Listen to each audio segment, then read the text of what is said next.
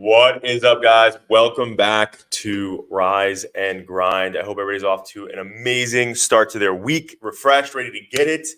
Megan, how was your weekend? It was good. How was yours? It was fantastic. We're back though. I love a good Monday. For anybody that lives on the East Coast in the New York tri-state area, you would have had the gift from the universe or God or whatever you believe in this weekend. I was like a summer day. Oh my Like gosh. on Saturday, I Was it? couldn't believe it. It was literally 80 degrees. I was at the beach, Wow. literally sweating, jumping in the water. It was phenomenal. So we had like a fall start to the day, and then we had a summer day, Wow. like in October, the end of October. It was awesome. It sounds really nice. Yeah, it was phenomenal. So shout out to Mother Nature.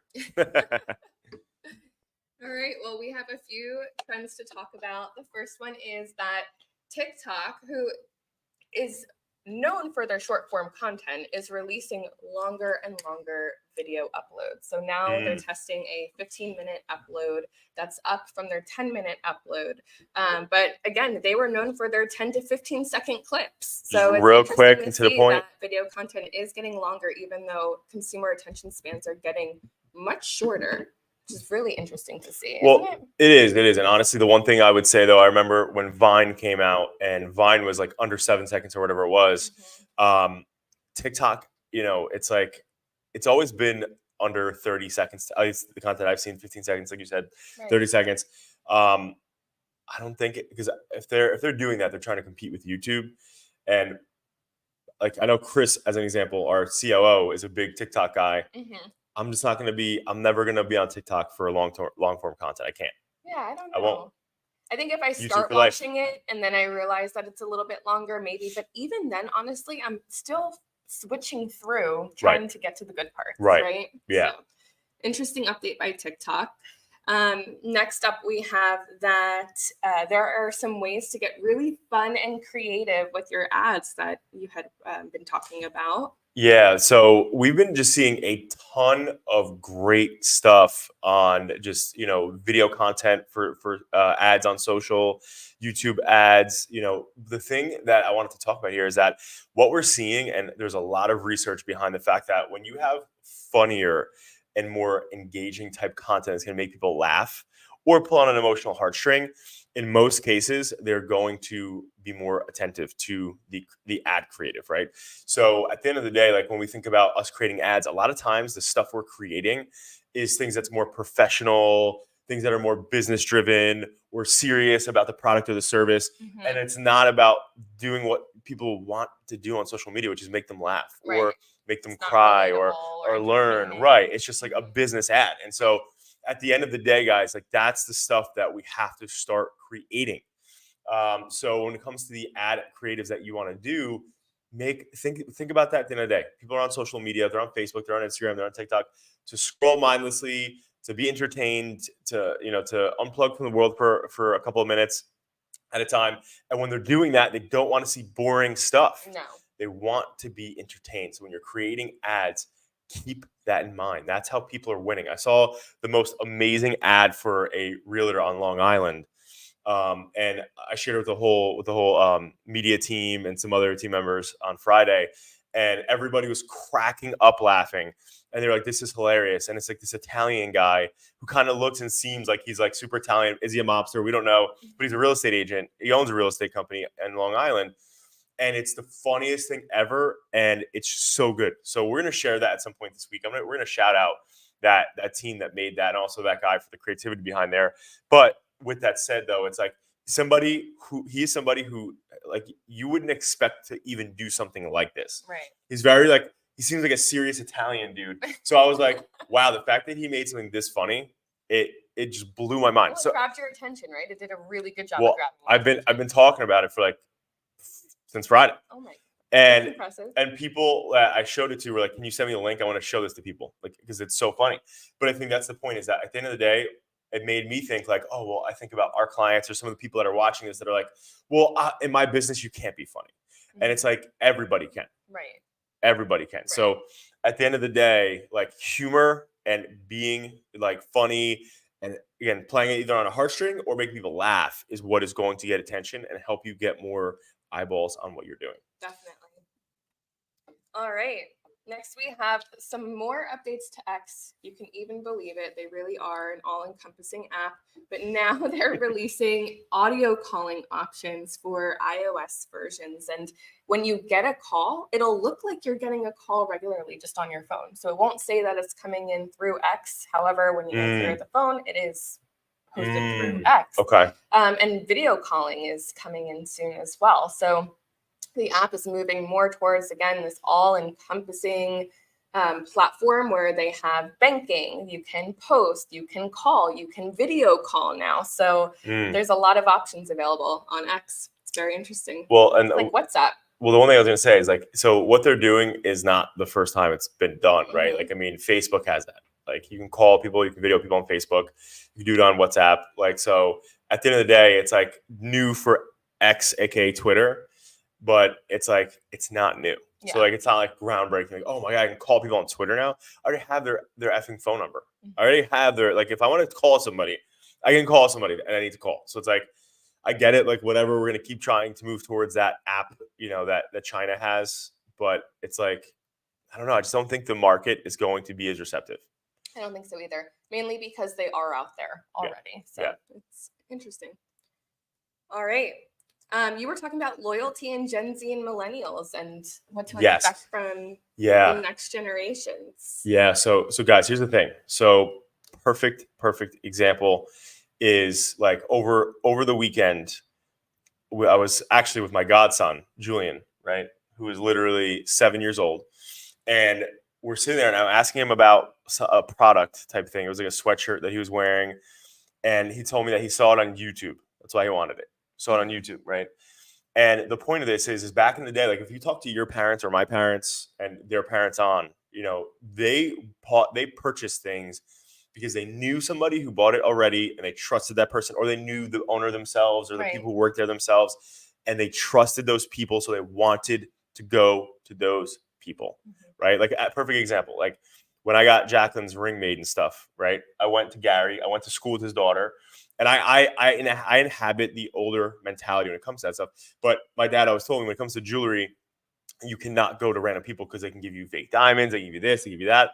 Where we live in a world now where people don't value that. They value the deal. They value going to places that are easier, convenient, closer to their houses, get shipped to your door quickly.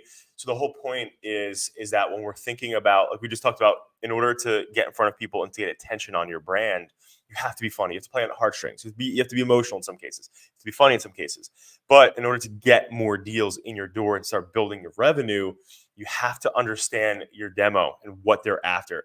And the thing is that the millennial and Gen Z, they take up a majority of the market share and the spend in the GDP in the economy, right, for the past few years. And it's going to keep going that direction. But the thing that we have to understand is that they're not loyal. And to them, right, they're unapologetic about that. And here's the reason why, which I understand to a lot of actually extents, is that they have way more options than we ever did. They have way more knowledge and information about products than we ever did. So if we had all the information at our fingertips that they have right now, being a millennial and a Gen Z, you know, we would have made different consumer decisions back then too. And I remember, like, I would never forget, every time I was at like one of my friends' parents' house, or even like my house sometimes, or if you're in like the dentist office or doctor's office and they used to like have magazines, even though they still do, but I looked at them, it's like they always had Consumer Digest. And I know that Consumer Digest, a lot of, you know, my friend's dad, as an example, anytime he bought cars, he would have to go on there, buy all the different car catalogs and check what's good about these cars and not good about the cars. And it's like they would do that research. Now we just go to Google, boom, boom, boom, 2 seconds. Now I have my answer. And now I can find who does it better. So getting to the point here is that you have to have captivating deals and offers and a value proposition and convenience. It's tough in this day and age to just be being a business because you love what you do or just because you're good at what you do. People want the best deals. Now, if you're working with the major markets like Gen Z, like millennials and stuff like that, it's different than when you're working with just the, you know, let's call it the rich people of the world, you know, at the top 1%ers, where they don't care about spending X amount of dollars. They don't care about those things. But most of the market, they do. They're budget conscious.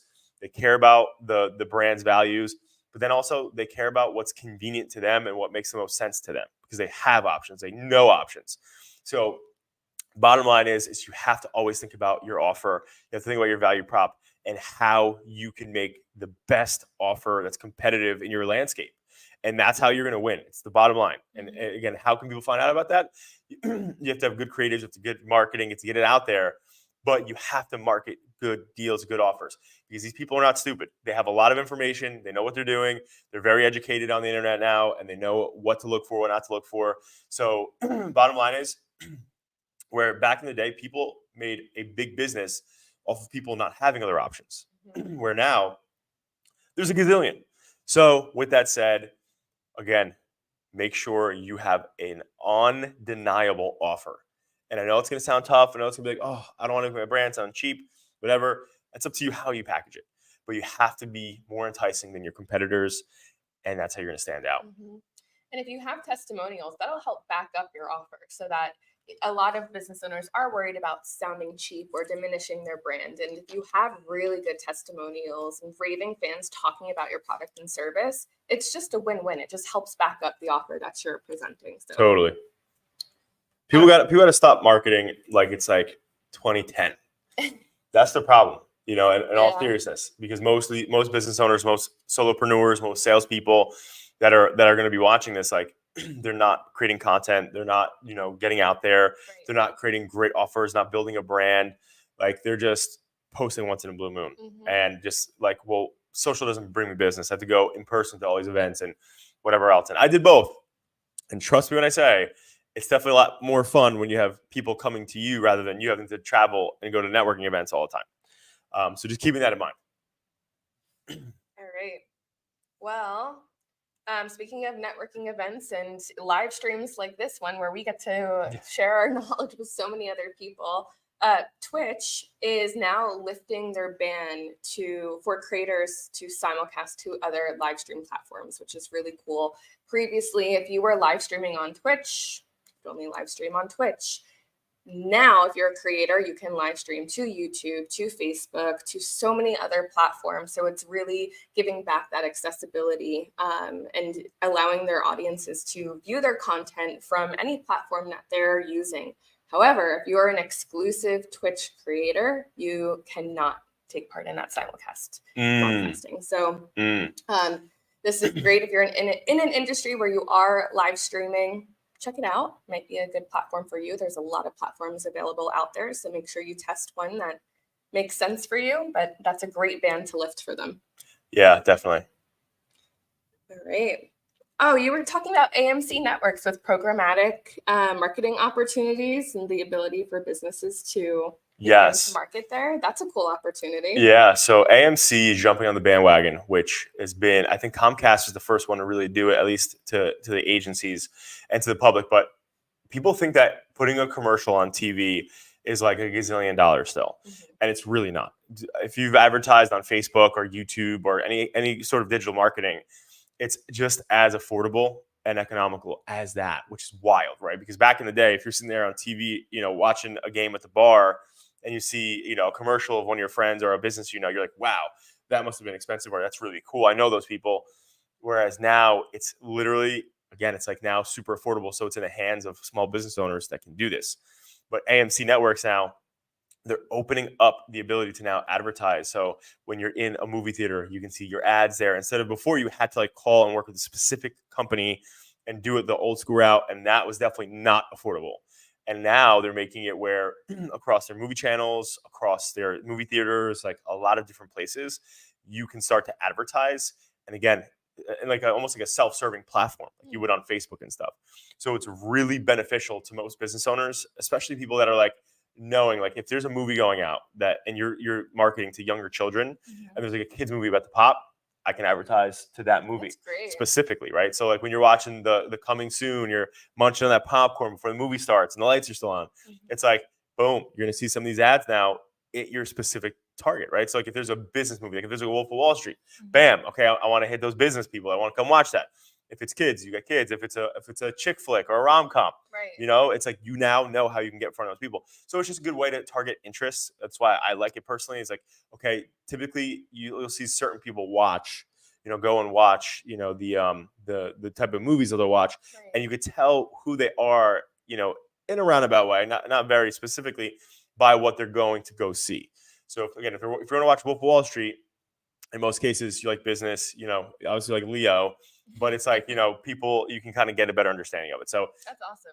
definitely interesting, and it's putting, again, more power into the hands of small business owners who would otherwise not be able to, back in the day, afford doing TV commercials, which is really cool. And I feel like there's been a really big shift too. I feel like over the pandemic, we saw more people watching through streaming platforms. But Right. this past year, there's been a big shift back Yeah. to different movies, right? Yeah. I mean, after Barbie, Oppenheimer, Haunted Mansion, there were Yeah. so many movies that filled theaters. Yep. Now is a great opportunity. And there's some really big movies coming out. Wonka at the end of the year is supposed to be a huge one. So now's the time to start planning for that if you're looking to get in before the new year. The last time I went to the movies was when we did the Adapting Social movie day. Really? I haven't been to movies in forever. Oh my gosh. So it's pre-Johnny. Oh It my was gosh. PJ. You're due for a movie. Yeah, I need a good movie. Yeah. But yeah, so anyway, but with that said though, again, keeping in mind that commercials are not as expensive as we think. And again, it helps you reach your audience. So Absolutely. All right. The last trend that we have is that Instagram is testing a verified only feed. And there are some pros and cons to this, right? For some pros, now they're saying it's to help businesses have more visibility on feeds, because if you're a verified business, now there's a verified only feed. Now, on the other hand, audiences now can view just a feed without verified businesses, and then you have lower visibility. Right. So there is a pro and a con. Or what about the businesses who aren't verified on social media as well? So there are some things to consider. Again, they're testing it as a way to give businesses more visibility, but I'm not quite sure if that will happen. It's going to be interesting for sure to see. And, if you're like a celebrity and you don't want to see random shit, like I feel like that could be beneficial. Right. Or if you're an influencer or whatever.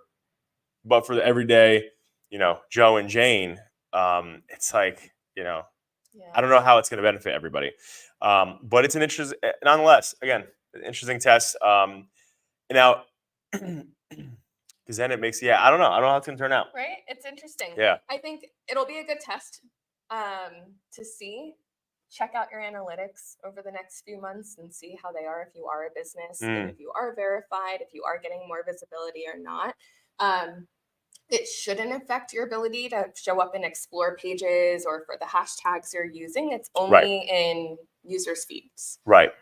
So, all right. Well, we have an exciting week ahead of us. Rob and I were talking about how it feels like this week everything is going to be perfect. Perfect timing. Everything's going to roll out perfectly. We're crushing it. And today surprisingly actually feels like Monday. Last week didn't. It was wild. Today does feel like a Monday. But you know what though? On that, right? We're gonna start. We're gonna switch this up too. I want to start. We'll kick off these with the little bit of our motivation in the beginning instead of hitting it at the end. But the one thing I want to talk about, guys, as Megan's saying here, is Monday typically most people like dread and don't look forward to. And actually, I had a conversation over the weekend with somebody. I was at a Halloween party, and it was like they like dread Mondays for so many different reasons. And it's like, who would want to ever live that life? Like I couldn't imagine living that life. Right. And I had this conversation with them, and it's like, I said this I think a week or two ago, but the magic is in the work that you're avoiding, right? Essentially. And it's like, what are you not putting the work in to do to optimize and to make a better week ahead for yourself, right? Like what are you holding back that it's not letting you get ahead? And I think on Mondays, typically, you know what that means for people who don't like it? They have to face the fucking piper. They have to show up and they have to face the real stuff that they're not wanting to face, or they can't face, or they're whatever, they're in their head. But, actually pay the piper. I said face the piper. Pay the piper, right? So then at the end of the day, again, I say this time and time again. And the one thing that I hate about motivation and how fleeting it actually is one thing, is that at the end of the day, you hear something, you hear a word, you hear a message, you hear whatever, and you vibe with it. And obviously then it goes, right? In one ear, out the other. But most people don't ever actually absorb it and run with it, right? Most people don't allow that to impact them or find what truly does motivate them.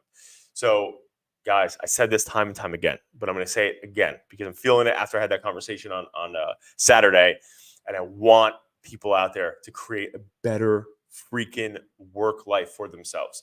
It's so crazy that most people don't.